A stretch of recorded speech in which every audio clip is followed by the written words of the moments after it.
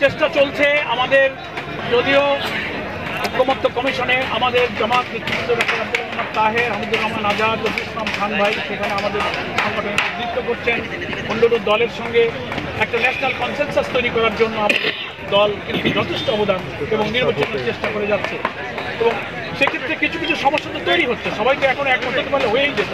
যে কারণে এই জাতীয় সমাবেশের মধ্য দিয়ে আমাদের মেসেজটা সরকার, প্রশাসন, দেশবাসীর কাছে, ইভেন ন্যাশনাল কনসেনসাস কমিশনের কাছে আমাদের মেসেজটা পৌঁছাতে চাই।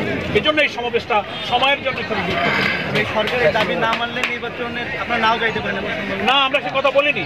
কেন হবে না? নিশ্চয়ই আমরা নির্বাচনে যাব। নিশ্চয়ই নির্বাচনের আগে লেভেল প্লেইং ফিল্ড এবং অনুকূল পরিবেশ সৃষ্টি করতে হবে ইনশাআল্লাহ।